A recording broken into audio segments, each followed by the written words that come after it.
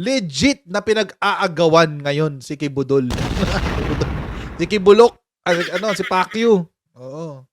Legit na. 'Di ba sinabi niya pinag-aagawan daw siya ng babae? O ngayon, legit. May naghahanap talaga sa kanyang babae. Hinahabol talaga siya. Si Risa Ontiveros. But anyway, na-issuehan na siya ng subpoena kanina. Buti naman.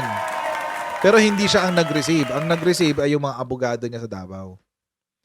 Yan. Ang sabi, the Office of the Senate Sergeant at Arms has served a subpoena to Davao-based Kingdom of Jesus Christ leader Apollo Kibuloy in connection with the Senate investigation.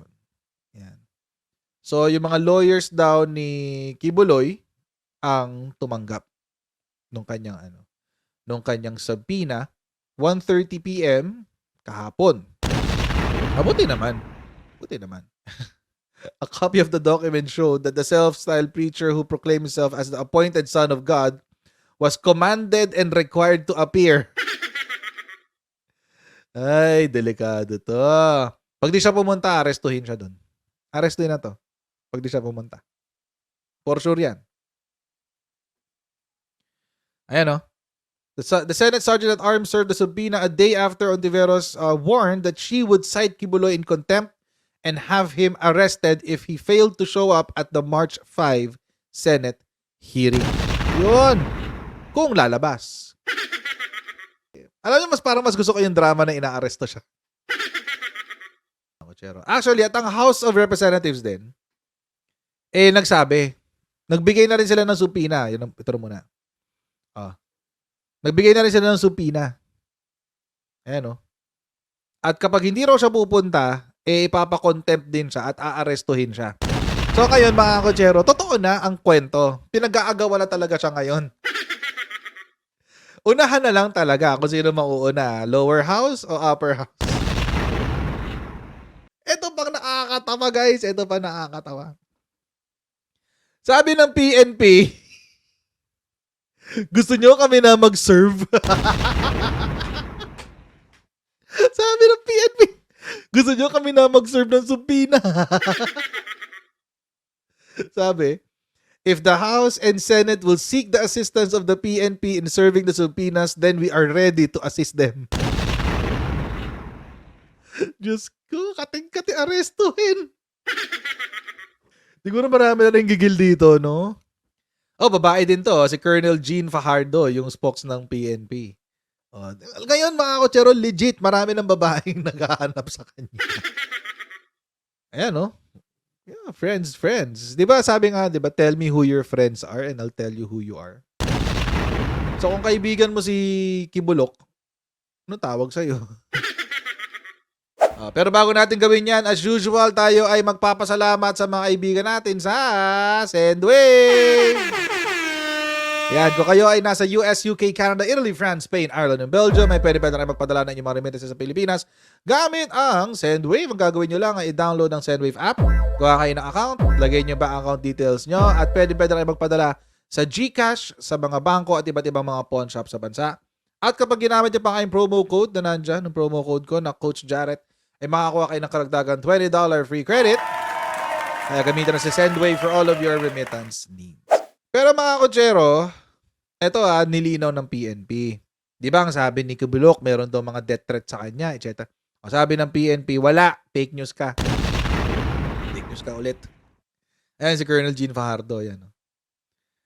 Yun. Sabi ng PNP, with respect to the threat against his life, if Pastor Kibuloy has a basis for saying that, as always, not only limited to him, all people, whether it's government official or ordinary citizen, na may natatanggap pong banta sa kanyang buhay, the PNP is ready to provide appropriate security if there is a request for one. Diba? Pwede naman siya. May mga abogado naman siya. Mag-file siya ng writ for writ of amparo. Pwede sa RTC yan. RTC, CA, tsaka Supreme Court. Pero RTC na lang para mabilis. File siya writ of amparo. Bawal lumapit sa akin ng kapulisan ng 1 kilometer parang dun sa 2 NPA. Pero may in-expose si Mike Abe kanina. Ito si Mike Abe, inaaraw-araw na si Kibulok eh. Meron siyang in-expose kanina. Oh, kasi itong sabi ni Mike Abe. Imo-monitor or babantayan pa rin po ng ating PNP kung ano po talaga ang kanyang mga plano. Yan Yun. po ay para tiyakin na walang magiging problema dyan sa Davao kung saan taga doon si Kibuloy na nagsabing dapat daw ay magbago na ang gobyerno at siya na daw ang mamumuno. Wow, malalim na hugot yan. Siya na daw ang maghahawak, siya na daw Wow, malalim na hugot yan. Grabe to. Grabe to si Mike Abe eh. Pag si Kibuloy yung usapan eh, maraming nakasabi. Diyos ko, umpisa pa lang 32 seconds wala. Dami na sinabi agad. Pero yun nga, merong in-expose to si Mike Abe. Una, minamanmanan ng PNP si Kibulok. Minamanmanan si Kibulok, guys, sa Davao kung may gagawing kabalbalan doon. Kasi nga naman, sinabi niya, ako nang mamumuno. Ako nang mamumuno sa Pilipinas. Oh, hindi ba seditious statement na yun? Or at the very least, inciting to sedition? Diba? Huwag ka na bababa ng tamayong. Diyan ka na lang. Huwag ka na bababa ng tamayong, Kibulok. Baka, ewan ko lang. Good luck sa'yo. daw ang maglilider sa bayan. Ewan ko kung paanong paraan gagawin yan. So kahit paano, kahit salita lang yan, siyempre trabaho ng pulis na i-monitor at alamin kung ano yan. Yung ba'y totoo, mangyayari ba o hindi? O kung ano man, o sige. At least ang PNP ay aware dyan. Ibig sabihin, aware sila at gusto nilang tingnan kung hanggang saan ba yung mga sinasabing niya ng taga Davao. Okay? So ingat lang po mga taga Davao, kamusta na po kayo? Alam ko majority at maraming mga taga Davao City, Davao Region ay mga matitino, mga Ginoo, sumusunod sa batas, mga professional. Matitino, yun talaga yun eh. Marami sa Davao City ang matitino, yun talaga ang unang-una, guys. Dapat matino ka talaga. Hindi ka pwedeng katulad ni Kibulok. Na si Kibulok, kung ano-ano pinagsasabi. Owner of the universe. Appointed son of God. Pero ayaw humarap sa Senate hearing.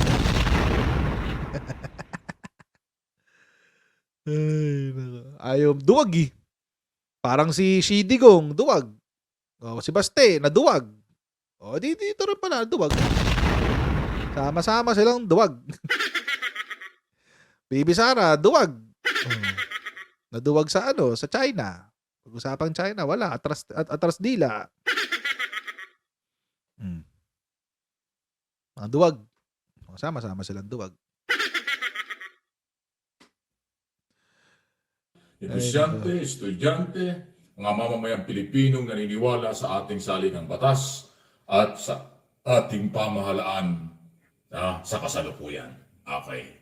Salamat po sa inyo at sana po ay laging may katahimikan, may kapayapaan dyan sa buong Mindanao, hindi lang sa Davao Region at City. Okay? Sunod, pag-usapan natin, tama lang na huwag sagutin o huwag pansinin ng Malacanang, ng Speaker of the House, itong mga sinasabi ni Apollo Kibuloy, especially sa First Family, kay Pangulong Marcos at sa First Lady Lisa Araneta Marcos na medyo below the belt na pag-akusa. Hindi naman trabaho at wala namang record ng mga Marcos na gumawa ng ganyan lalabag sa karapatang pantao o pagpatay na pinag-uusapan kasi hindi nila ginagawa yan. Maraming bintang pero hanggang ngayon man hindi napapatunayan. At sanay na ang mga Marcos 50 years ago hanggang ngayon na sila inaakusahan, lumalabas ang pagpapatunay. Totoo naman yun, sanay na sila dyan. Wala naman humbas yan, kaya sila hindi na sumasagot yan at wala na silang panahon. At ako naniniwalang hindi nila ibababa yung level ng Malacanang, ng Pangulo bilang punong ekutibo, yan at Chief Executive or Commander-in-Chief ng Militar at Police, yung mga akusasyong maaaring dala lang ho ng kawalan ng legal na pamamaraan at kung ano man po ang mga dahilan pa. Dahil nga po sa marami tungkol sa illegal drugs, assassination, pinagtulungan na daw ng Amerika at ng ating gobyerno under President Marcos, si Kibuloy. Yung sarili ninyong sinasabi na kung ano ang malalim na pinahugutan, hindi natin alam. Kasi siya mismo sinasabi kung totoo ito. O di ba? Ibig sabihin, nagsalita siya, wala siyang basihan. Nagsalita siya, hindi rin siya sigurado. Kaya sinasabi, Nagsalita siya, hindi rin siya sigurado. Totoo naman.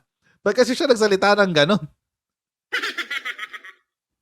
Di ba? Ba't niya inakusahan yung una? Inakusahan niya yung presidente na binenta na sa Amerika si Kibuloy, number 1. Pangalawa, may 2 million daw na patong sa ulo niya, sabi niya. Nagsalita ang FBI, sabi ng FBI, wala namang kami nabalitaan. Diba? Wala namang kami nabalitaan sa patong sa ulo mo. Baka ikaw, may pinatong ka sa ulo mo. 2 million. $2 million daw, guys, eh. Kung $2 million ang reward dyan, mag-ingat-ingat ka sa mga nakapaligid sa'yo. Baka yung nasa paligid mo yung tumraidor sa'yo.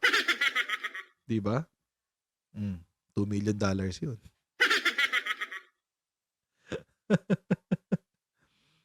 Tapos ano pa ba yung sinabi? Yung orgies daw, tsaka witchcraft. Witchcraft. Yung orgies daw, tsaka witchcraft sa loob ng ng Malacanang. Yun yung pinaka fantastic eh. Sa kwento ni Kibulok. Ang hirap paniwalaan eh. Hirap paniwalaan. At alam nyo, mga kotsero, come to think of it, meron na palang nagkwento sa akin yan. Hindi ko na lang sabihin kung sino, pero siya, sikat na DDS. Well, di ko alam kung DDS siya ngayon o DBS. Either of the two. Pero kinuwento na sa akin yan, tapos may nag-send pa ng picture. Pero yung sila niyang picture, malabong malaman kung sino siya. Malabong malaman yung mga tao doon. Parang yung mga picture lang na na kung saang pinulot. Tapos siguro kinuha lang yung kamuka. Tapos yun yung parang ganoon eh. Parang ganoon yung dating eh. Send pa sa akin picture. Sabi ko, totoo ba to? Sabi, totoo daw. What? Lago ba? Parang ang fantastic. Feeling ko nakabura na eh. Pero tingnan natin. Ito. Blank name. Sex video with blank at cocaine buffet. Waiting for his turn. Blank. Hindi ko na sabihin yung pangalan ha. That's why Malacanang is abolishing the blank DM for full video. Screenshot lang yung sinend sa akin. So, come to think of it, naalala ko lang kanina nung pinanood ko to. Meron na, matagal na rin pala yung kwento na yun. Ngayon ko lang naalala. Another fake news. Another fake news. Hindi ko na sabihin sino nag-send sa akin. Basta sikat siya na either DDS or DBS. Either of the two. Kung saan nyo siya titignan. Ay, nako. Sinong taong bayan na pinagsasabi mo? Edgar Boqueren. Sinong taong bayan? Ito feeling ko DBS to si Edgar Boqueren. Huwag nyo idadamay ang taong bayan. Hindi kayo representante ng taong bayan. Kayo mga DBS, mga Duterte Balahura supporters. Huwag niyong sasabihin na ang taong bayan nagagalit sa Malacanang, etc. Hindi kayo yung taong bayan. Hindi lang kayo ang taong bayan. Kaya huwag niyo dadamay yung buong Pilipinas. Kayo lang yan. Kayo lang yan. Panindigan niyo yun, kayo lang yan.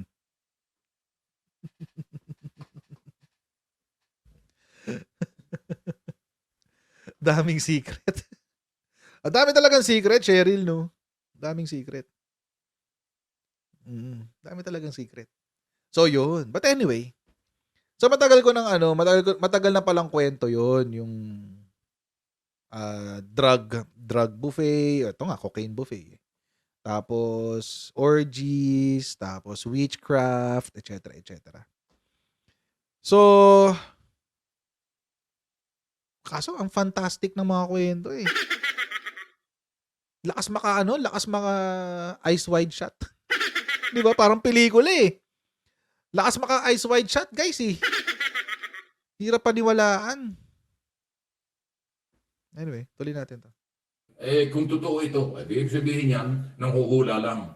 Aba, si Pastor, iba ng trabaho pala ngayon, manghuhula na lang, speculation, pananakot ang ginagawa. Anyway, commentary ako sa bagay. Si Pastor manghuhula na lang. Lagi yata si Mike Abe. Yung dating pastor, manghuhula na lang. Si Kibuloy pala yung witchcraft. Patawa to si Mike Abe talaga. Anyway. Yan. Hanggang ngayon ho, viral yung issue yan. Kasi nga po, hindi ho, o kakaiba, hindi katanggap-tanggap at kakaibang mga statement. Ito, ang comment ngayon ng maraming tao. Naku, pasintabi na po, Indo Duterte at Kibuloy parehas. Anong parehas? Ang galaw, parehas sa mga statement na hindi magpapahuli ng buhay, galit sa gobyerno, maraming akusasyon sa gobyerno, galit sa mundo, at kung ano, ganun ba sila? Magkaibigan sila, di ba? Ako, ang isa ko napansin hanggang ngayon, kahit ng ilang araw na, wala ni isang statement ng paghayag ng suporta ang mga Duterte kay Kibuloy. Lalo na dun sa investigation sa Senado, kaugnay sa di umano sexual harassment at physical na panakit sa kanyang mga member. Ayon sa mga testigo, walang sinasabi ang mga Duterte dyan kung naniniwala sila o paano tahimik sila. Doon sa prangkisa na issue sa Congress, kasi magkaiba ho yung issue yan. Si Sara Sa Congress, nagsalita doon. franchise law. Dito naman ho sa kabila ay physical na issue pinag-uusapan. So, doon sa kabila, pwede dahil kasi nawala ng programa nga dyan yung nadami siya sa, lalo na si dating Pangulong Duterte. Nag-comment sila pareho doon. Si Digong nag-comment siya doon eh. Sabi niya kakausapin daw niya si Presidente para i-apila yun, yung sa NTC. Si Sara nagsalita din nung tao dito, pinagtanggol niya si Badoy tsaka si Ka Eric. Nagsalita sila doon. Pero yung dito sa kaso sa Senado, yung tungkol dun sa large scale money laundering, tsaka sa child abuse, child sexual abuse, rape, etc. etc. Ayun, tahimik sila, tahimik. Walang comment. Oo. Talo na sa gun running, tahimik sila doon. Pasarcastic lang ang peg. Gun store? May gun store ba doon? Gun store? Pero kung ganyan pong galaw, malamang may balik yan. Dahil nga ho sa isyong may paglabag sa Republic Act 11422, yung franchise law. Prangkisa lang naman yung pinag-uusapan, kaya yung pang harapin ito naman sa kabila ay mga akusasyon o inaakusahan siya ng kanyang mga member, dating member, na nakatakas at nakawala sa kanya, ayaw pa rin niyang harapin. So, lagi sabi niya korte, hindi naman ho yan pwedeng diktahan ng Kongreso at Senado. Ilang ulit ko nang sinabi yan. Mayroong authority ang mga mambabatas. Kaya kahit anong gawin nyo, hindi kayo susundin. Masusunod sila. Kung hindi, contempt or arrest warrant at aarestuhin kayo.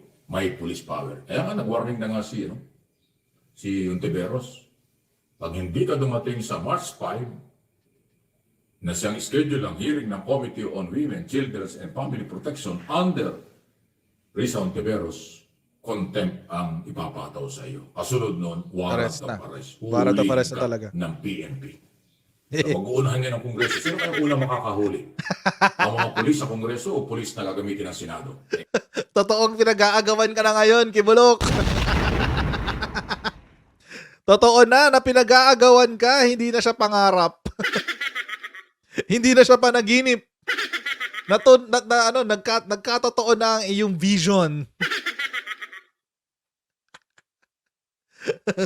Hinahanap ka. Tatlo nag-aagawan sa'yo. Oh, ayaw mo niyan? Lower House, Senate, tsaka PNP. Ay, social. Yung isa, meron pang nasa abroad, FBI. Hinahabol ka rin. Tsaka yung District Court ng California. Hinahabol ka rin. Diyos ko. Habulin.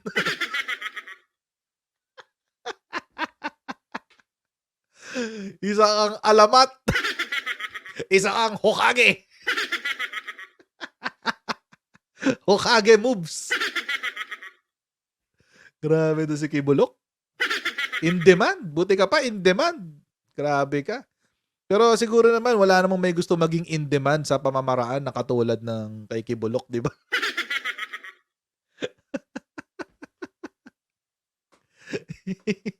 Natin. Kasi magkasunod halos magkasabay, isang layunin para umattend sa public hearing. Magkaibang iso pero yan na yung kahinat nga. Although sinasabi ng mga ibang hindi nakakaintindi ng mga pag-uusap o ng topic, pinapalabas nilang sumakay lang daw si Ontiveros sa iso. Ibang-iba yun. Magkaibang iso yung pinag-uusapan dito. Walang kinalaman ng Senado doon sa franchise law na pinag-uusapan sa Congress. Kasi nasa Congress pa. Okay? Ito sa kabila, iba. Ewan ko, may mga ganun merong gumagawa. Ang jurisdiction kasi ng franchise wala sa Senate, nasa lower house talaga.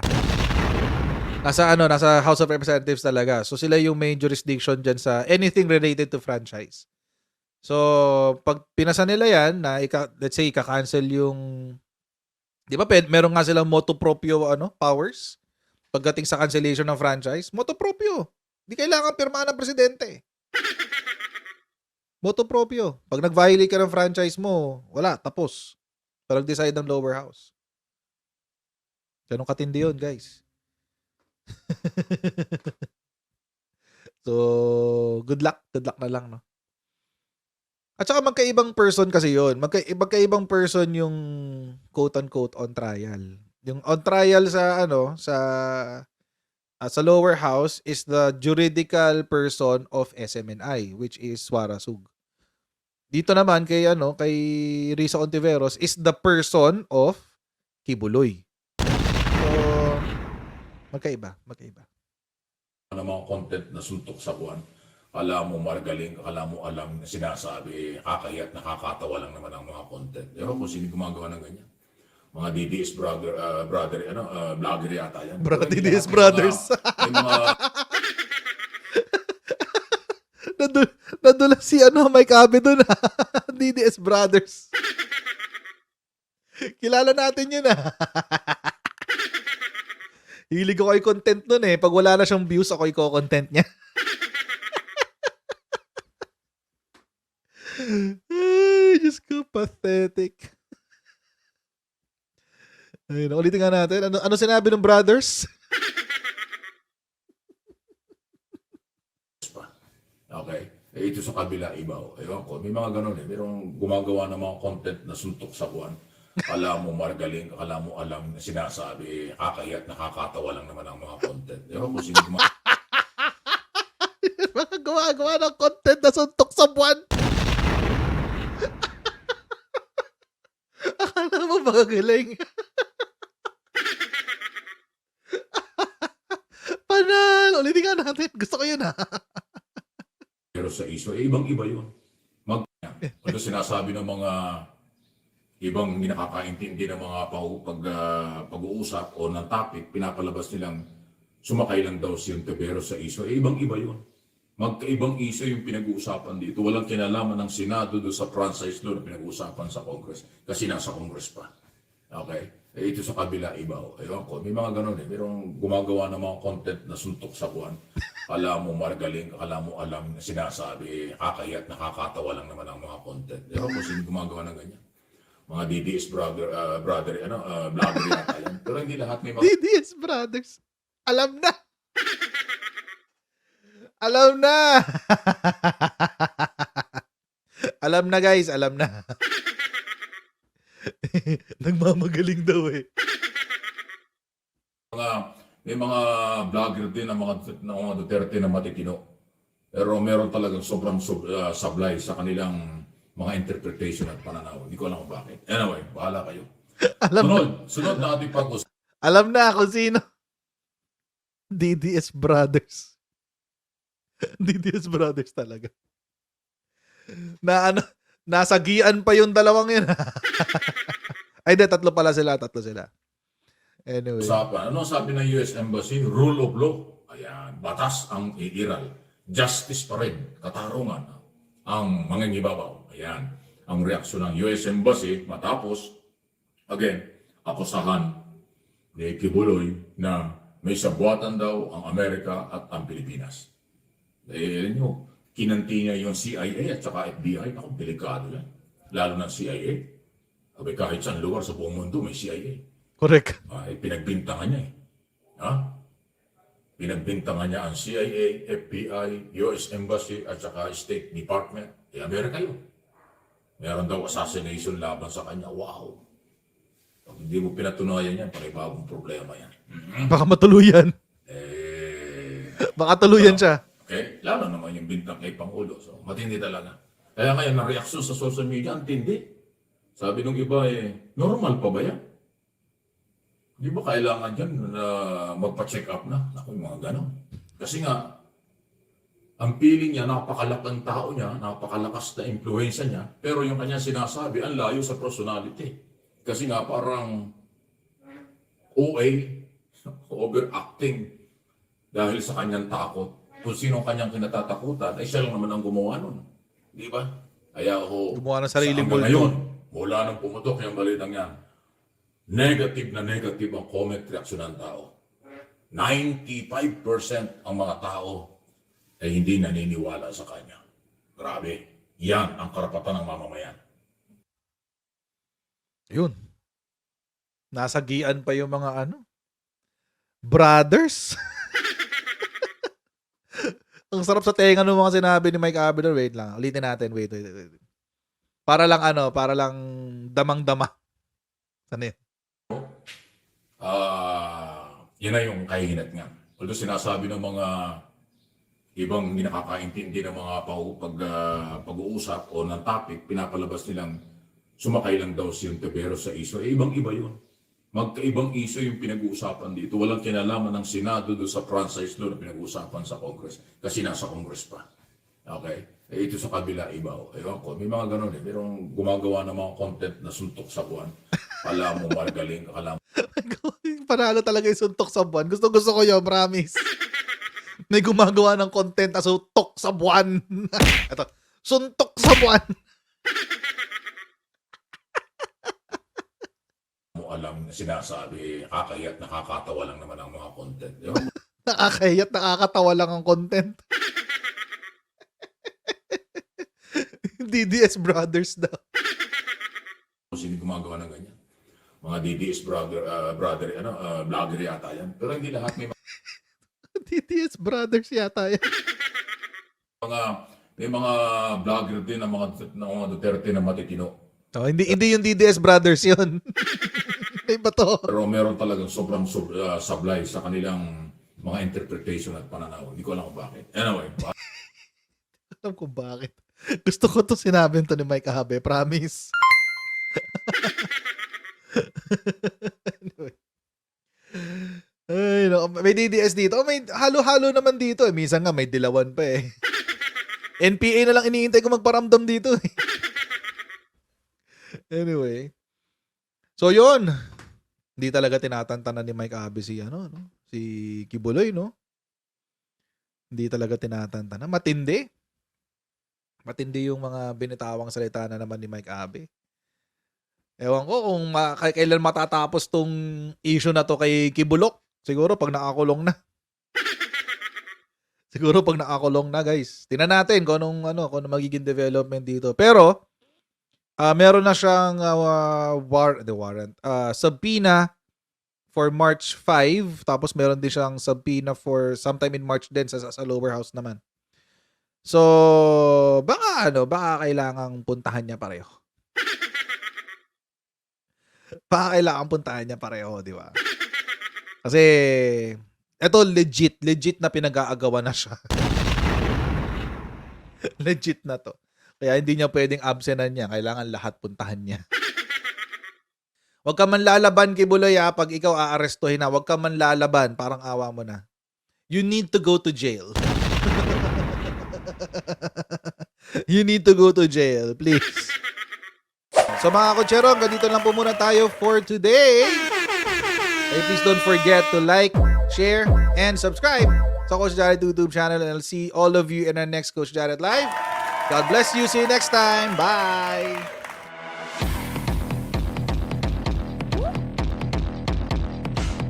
Huwag ganun. Huwag natin gawing tanga mga Pilipino. Mas maganda kasi nasa lugar ka ng tama kaysa yung pinipilit mo yung pagkakamali.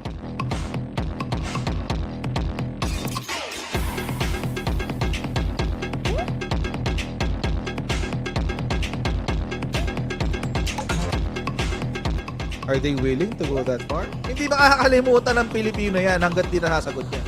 Sino ngayon nagsasabi ng totoo?